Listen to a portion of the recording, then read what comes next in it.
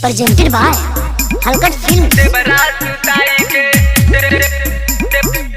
मरले बस जिया पे देवरात सुताई के मरले बस जिया पे देवरात सुताई के Mixed by Parveen Guddu. Devarat सुताई के मरले बस जिया पे देवरात सुताई के। आग लगो सैया जी तोहर कमाई मन करे छोड़िए के नैहर में जाई। ए जी सुना तानी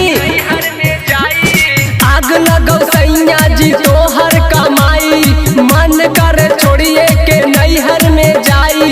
डर लगल जाबू बतिया बुताइले मरले बस जिया पे देवरा सुताई के मरले बस जिया पे देवरा सुताई के मरले बस जिया पे देवरा सुताई के।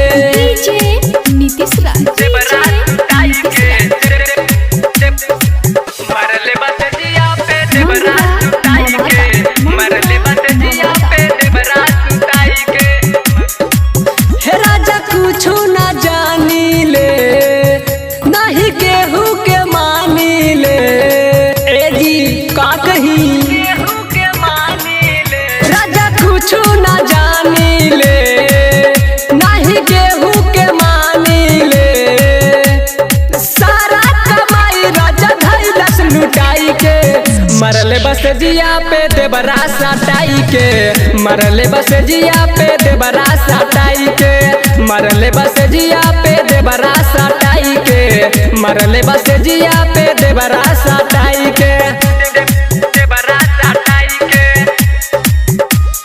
देवरा सटाई के मरले बस जिया पे देवरा सटाई के।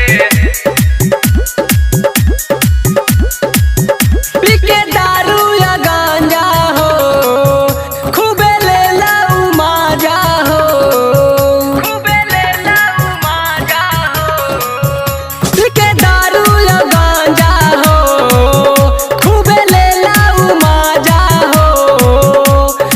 आमित मुकेश के कहब बोलाई के मरले बस जिया पे देवरा सुताई के मरले बस जिया पे देवरा सुताई के मरले बस जिया पे देवरा